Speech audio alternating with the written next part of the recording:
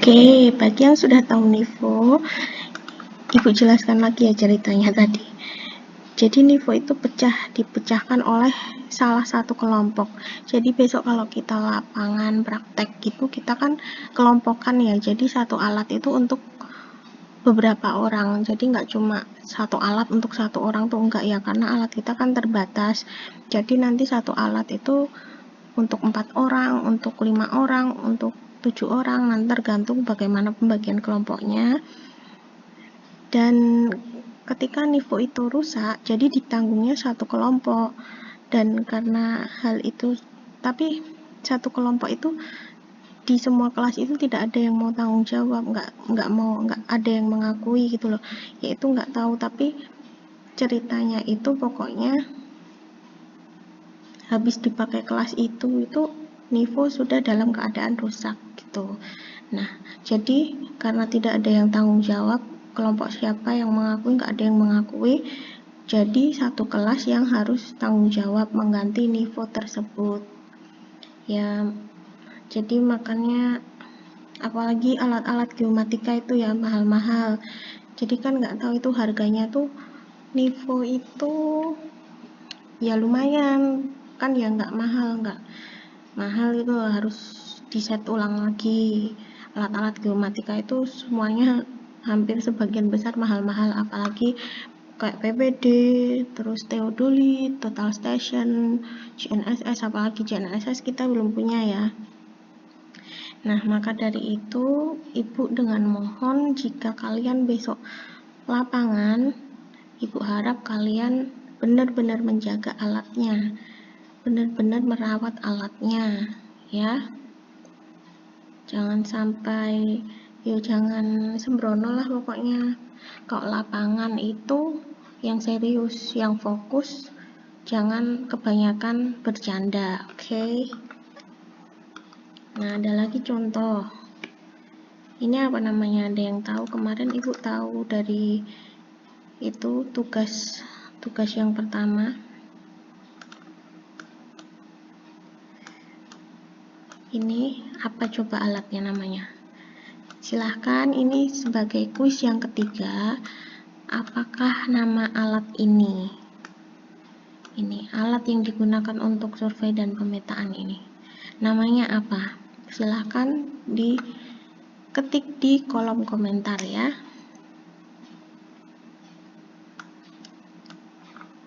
Oke, silahkan cepat saja. Mau salah nggak apa-apa, nggak masalah salah tuh. Nanti Ibu filter apa yang benar, oke? Saya kemarin tuh Ibu udah melihat hasil gambar kalian di pertemuan yang pertama ya tugasnya. Ini kalian ada yang menggambar ini. Nah, apa ini? Oke, sudah ya. Alat ini adalah GPS. Kepanjangannya Global Positioning System. Berguna untuk apa? Untuk mengetahui posisi kita selama kita masih ada di bumi ya. Alat ini untuk mengetahui koordinat di mana kita berada. Mungkin kalian familiar dengan alat ini karena dalam keseharian pun kalian juga memakainya. Kayak di smartphone itu ada kok di GPS-nya ini. Ada di dalam Google Map kalian, di sana pun juga ada GPS-nya. Jadi untuk menentukan lokasi itu loh, kalian ada di mana atau lokasi suatu tempat di mana gitu. Nah, misal kalian memakai GPS ini, dilalah kalian itu lupa, nggak bawa GPS, nggak bawa apa ini, kompas. Kalian lagi survei di sebuah hutan. Kalian lagi survei di hutan yang jarang ada penduduknya, bahkan nggak ada, cuma ada hewan-hewan di sana. Hewannya pun hewan buas kayak gitu ya. Nah, misal kalian misal kelupaan gitu ya, nggak sigap gitu, nggak membawa ini, GPS-nya ketinggalan, terus ini kompasnya juga ketinggalan. Terus kalian masuk hutan begini mau apa? Mau jadi mangsa hewan. Jadi penting banget ya itu, pokoknya semua sebelum kalian lapangan itu alat-alat tuh harus dipersiapkan dahulu. Jangan sampai tertinggal, jangan sampai kejadian seperti ini tuh yang paling fatal. Kalau umpamanya kalian nggak bawa GPS, nggak bawa kompas, kalian kan jelas nggak tahu arah dan letak posisi kalian di mana ya. Kalian artinya kesasar. Itu kalau kalian di tengah hutan bagaimana? Kalian kan cuma jalan juga harus tanya ke siapa, nggak tahu kan kita harus kemana. Makanya sebelum kita melakukan survei lapangan itu harus dipersiapkan sematang mungkin. Juga alat-alatnya apa yang dibutuhkan, keamanan untuk lapangan itu sendiri itu sangat dipikirkan ya, sangat dipersiapkan. Nah, inilah K3 di tempat kerja. Ada kacamata pelindung, masker, sarung tangan, sepatu pelindung, rompi safety, pelindung telinga, helm. Ini biasanya ada di mana ini kalau kayak gini? Banyak ya, biasanya kalau yang mesin gitu pakai penutup pelindung telinga. Nah, kalau di geomatika kayak gini. Ini salah satu contoh aja ya, tapi kurang apa. Biasanya mereka kalau lokasinya terjal gitu, biasanya harus pakai helm. Harus pakai yaitu ini biar nggak kosong, maksudnya penutup apa itu namanya? Deker itu loh, deker penutup tangan. Terus topi, payung itu untuk apa sih? Untuk melindungi alatnya, jadi bukan melindungi kepala kalian. Kalau kepala kalian dilindungi dengan topi atau helm. Jadi payung ini fungsinya untuk melindungi alat. Kenapa sih alatnya yang dilindungi, bukan orangnya? Alatnya dilindungi untuk apa? Untuk supaya alatnya tidak ngulet. Kalau kena bahasanya, kalau kena panas itu biasanya alat tuh kan bisa jadi apa ya, jadi nggak bener kan, entah itu jadi memuai apa, pokoknya setelannya jadi berubah lah kalau kena panas. Terus ini namanya yalon ya, tuh ini yang udah pakai topi mereka, jadi matahari itu dilindungi dengan topi.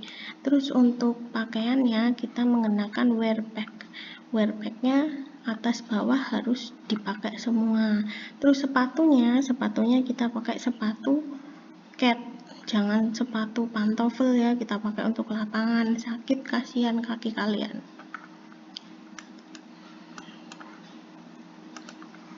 Nah, oke, kita langsung ke pengertian K3. Arti K3 yang kepanjangannya keamanan, kesehatan, dan keselamatan kerja secara khusus dapat dibagi menjadi dua, yaitu yang pertama pengertian K3 secara keilmuan. K3 merupakan ilmu pengetahuan dan penerapannya dalam upaya mencegah terjadinya kecelakaan dan penyakit akibat kerja. Yang kedua, pengertian K3 secara filosofis, yaitu suatu upaya yang dilakukan untuk memastikan keutuhan dan kesempurnaan jasmani dan rohani tenaga kerja pada khususnya dan masyarakat pada umumnya terhadap hasil karya dan budaya menuju masyarakat adil dan makmur.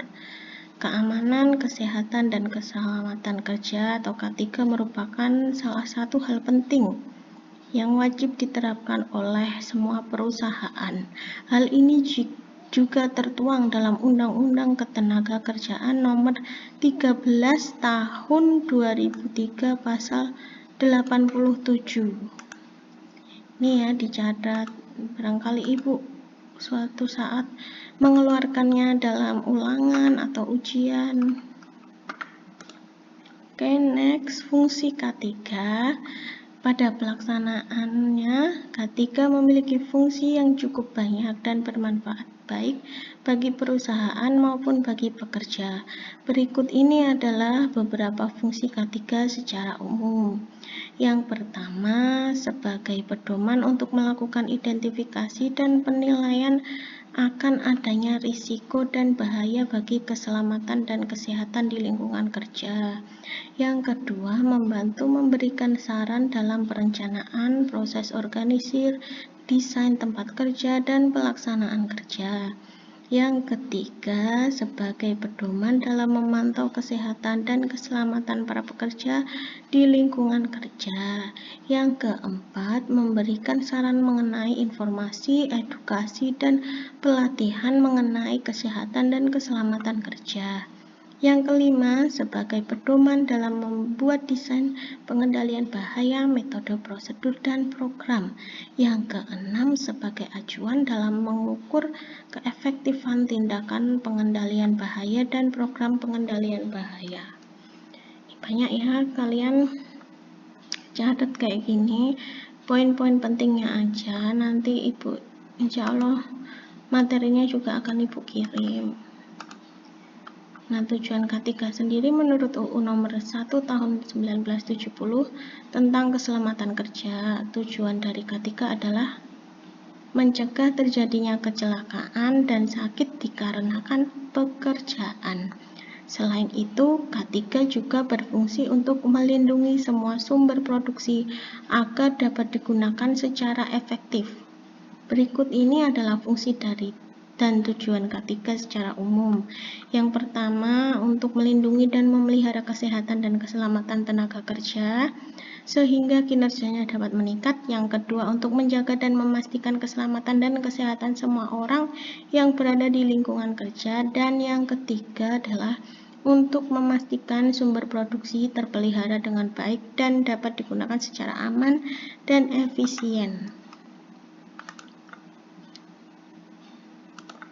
Nah, ini peran K3 di tempat kerja ya. Ini masih di tempat kerja. Berikut ini adalah beberapa peran K3 di sekolah. Yang pertama, masing-masing tenaga kerja memiliki hak untuk mendapatkan perlindungan atas kesehatan dan keselamatan untuk kesejahteraan hidup dan meningkatkan produksi. Yang kedua, semua orang yang berada di lingkungan kerja perlu dijamin keselamatannya. Yang ketiga, semua sumber produksi itu harus digunakan secara efisien dan aman. Terus yang terakhir adalah harus ada tindakan antisipasif dari perusahaan sebagai upaya untuk mengurangi risiko terjadinya kecelakaan dan penyakit akibat kerja. Nah, ruang lingkup K3 sendiri mengacu pada pengertian K3 di atas tadi ya. Ada beberapa aspek yang harus diperhatikan oleh perusahaan, yaitu lingkungan kerjanya. Ini adalah lokasi di mana para pekerja melakukan aktivitas bekerja. Kondisi lingkungan kerja harus memadai, seperti suhunya, ventilasinya harus ada supaya tidak pengap ya pastinya. Terus penerangan harus terang, karena kenapa? Kalau gelap nanti mata kita yang kena, kan itu kan sakit ya matanya kalau kita bekerja dalam ruangan yang gelap. Terus situasi dan kondisi gimana keamanannya gitu, untuk meminimalisir potensi terjadinya kecelakaan dan penyakit. Ini Ibu tebelin ya warna yang hitam. Terus yang kedua, alat kerja dan bahannya. Semua alat kerja dan bahan yang dibutuhkan suatu perusahaan untuk memproduksi barang atau jasa, alat-alat kerja dan bahan itu merupakan penentu dalam proses produksi. Tentunya kelengkapan dan kondisi alat dan kerja juga harus diperhatikan. Jadi kayak tadi ya, selain tempat kerjanya juga alat kerja dan bahan. Terus yang ketiga, metode kerjanya. Nah, ini merupakan standar cara kerja yang harus dilakukan oleh pekerja agar tujuan pekerjaan tersebut tercapai secara efektif dan efisien, serta keselamatan dan kesehatan kerja terjaga dengan baik. Misalnya, pengetahuan tentang cara mengoperasikan mesin dan juga alat pelindung diri yang sesuai standar. Ini kalian pahami ya. Ini konsepnya dulu Ibu bacakan. Terus untuk ini macam-macam bahaya di tempat kerja ya, dibedakan menjadi 4 kayaknya. 3.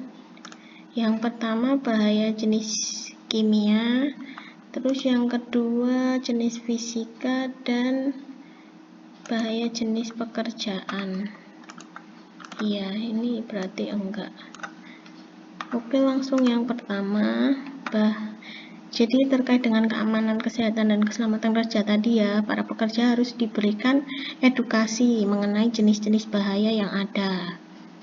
Nah, kalian kan juga calon pekerja ya, ini calon pekerja yang masih sekolah gitu kan. Berikut ini adalah beberapa jenis bahaya dalam K3. Yang pertama, bahaya jenis kimia. Jenis bahaya kimia berasal dari berbagai bahan kimia yang berpotensi merusak kesehatan jika terhirup atau terjadi kontak. Contoh bahaya K3 jenis kimia: gas bahan kimia yang beracun, uap bahan kimia, dan abu sisa pembakaran kimia. Kalau ini biasanya kok yang kimia itu sama kayak yang di nuklir juga itu ya. Itu termasuk kimia bukan menurut kalian? Silahkan komen di kolom komentar ya. Kuis yang keberapa tadi? Ketiga. Apakah nuklir termasuk jenis kimia atau bukan? Silahkan diketik di kolom komentar.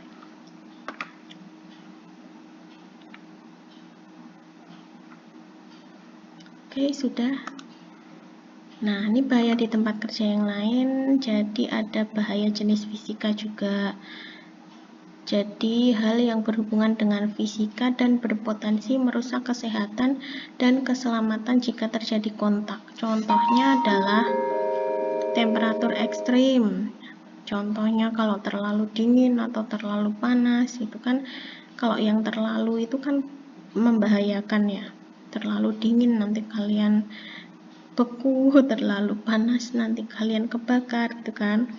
Terus yang kedua, suara terlalu bising yang dapat membuat pendengaran kita rusak gitu. Terus yang ketiga, kondisi udara yang tidak wajar ya.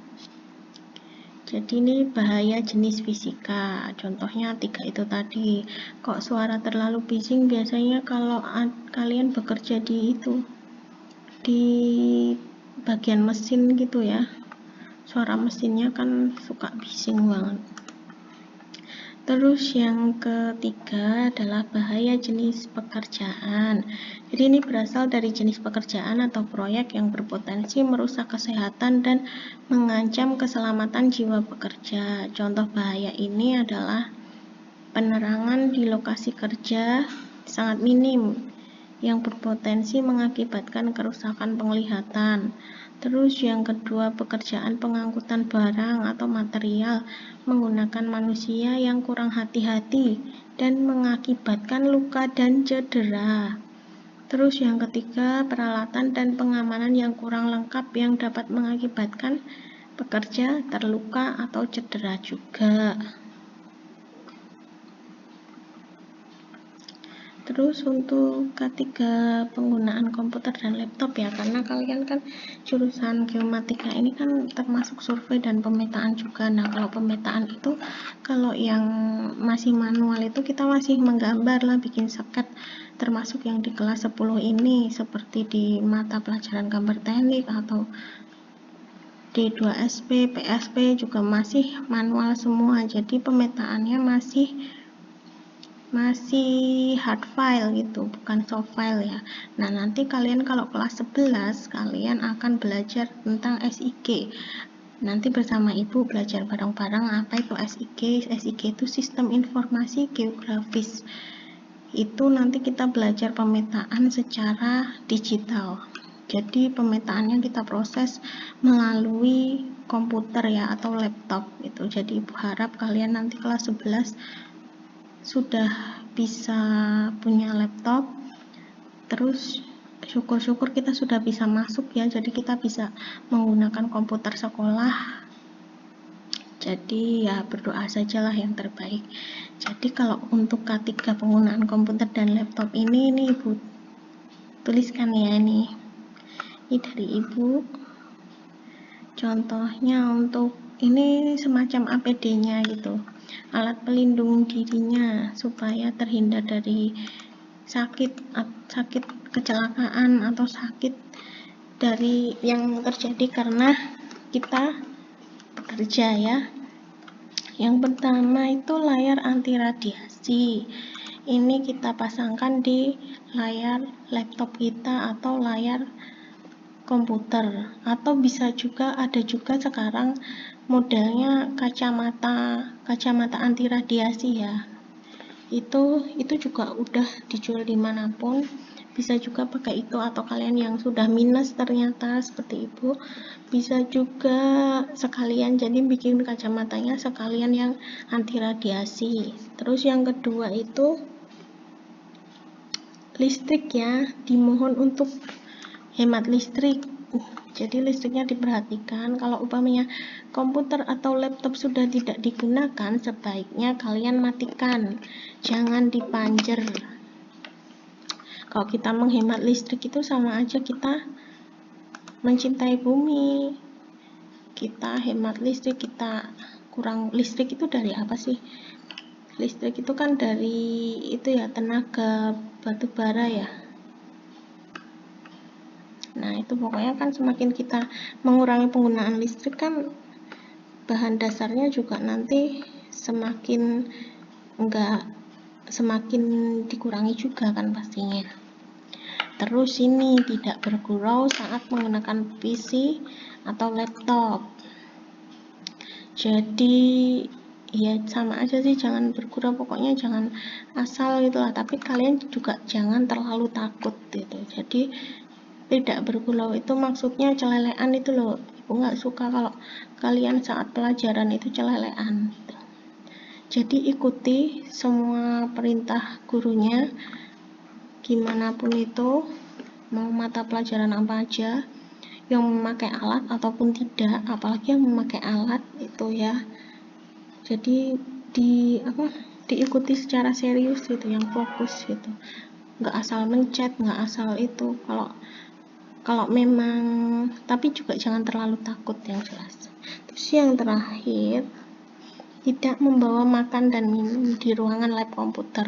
Kenapa? Takutnya kenapa? Kalau kita membawa minum atau makan, misalnya kita membawa minum di lab komputer gitu, tiba-tiba kalian ini bergurau saat menggunakan PC atau laptop, terus nyenggol air minumnya, tumpahlah air minum itu ke keyboardnya atau kena CPU-nya, itu kan jadi error kan, nanti rusak.